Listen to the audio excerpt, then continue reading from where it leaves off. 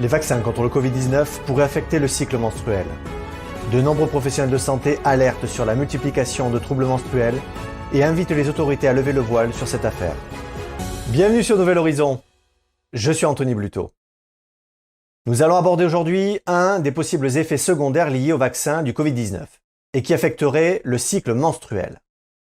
Nous précisons bien qu'à ce jour, rien ne peut l'affirmer, mais des faits troublants montrent une augmentation significative de perturbations sévères du cycle menstruel chez certaines femmes.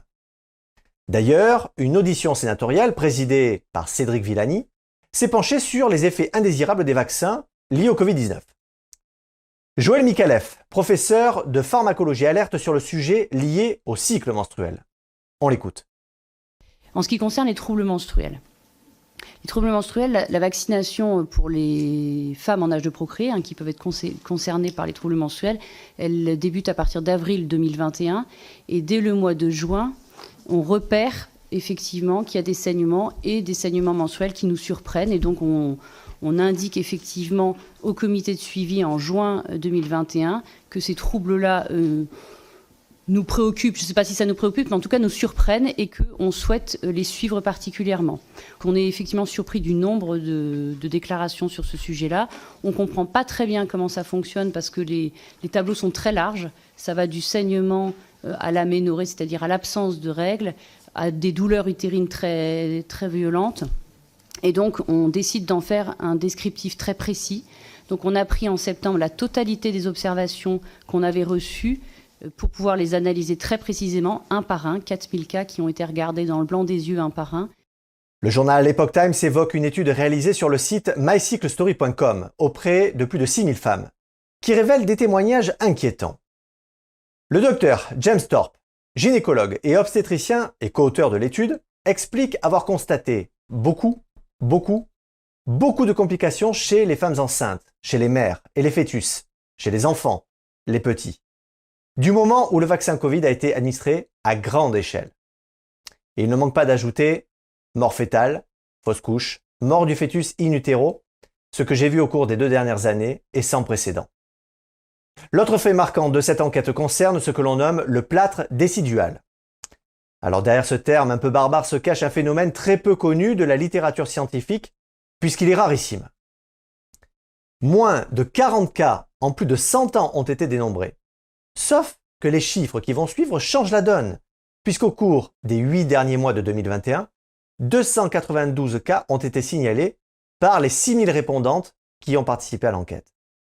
Alors ce plâtre décidual, de quoi parle-t-on au juste? Le docteur Christian Northrup explique qu'il s'agit de la mue de tout l'intérieur de l'utérus en une seule fois. Ce phénomène s'accompagne d'ailleurs de crampes et l'utérus se contracte. Les auteurs soulignent que cette étude comporte certaines limites car elle se base sur du déclaratif basé sur des questionnaires. Les États-Unis de leur côté se disent très préoccupés par ce lien potentiel entre troubles du cycle menstruel et vaccination contre le Covid-19. Pour tenter de comprendre de quoi il retourne, le National Institute of Health a accordé une subvention de 1,67 million de dollars à 5 universités qui doivent plancher sur le sujet. Les résultats se veulent rassurants. Le professeur Alison Edelman, auteur de l'étude, a déclaré à l'AFP qu'ils n'ont pas trouvé de changement cliniquement significatif dans la durée du cycle menstruel associé à la vaccination de Covid-19. De son côté, l'Agence nationale de la sécurité du médicament a recensé à fin mars 4432 cas de troubles liés au cycle menstruel. Malgré ces conclusions, des milliers de femmes font valoir leur désir de se faire entendre. Sur Facebook, un groupe d'échange a été créé et comptait à son actif environ 21 000 membres. Mais la plateforme a pris la décision de supprimer purement et simplement ce groupe. Pour Tiffany Parotto, fondatrice de MyCycleStory, il s'agit de censure. Madame Parotto a d'ailleurs signalé à Epoch Times que selon elle, il semble acceptable que la voix des femmes soit complètement supprimée. Du coup, un certain nombre de femmes ont le sentiment de ne pas être écoutées. D'autres, comme Mélodie, ont bien décidé d'en parler. Pour nourrir une discussion autour de ce sujet, elle confie à Marie-Claire avoir lancé sur un compte Instagram un nom. On ne peut plus clair, @vaccin menstruel. Devinez quoi? En peu de temps, Mélanie affirme avoir reçu plus de 4000 témoignages sans avoir fait la moindre promotion. Les témoignages qui en ressortent montrent que ces femmes se sentent esseulées face aux professionnels de santé, qui ne semblent pas prendre la mesure de leur situation.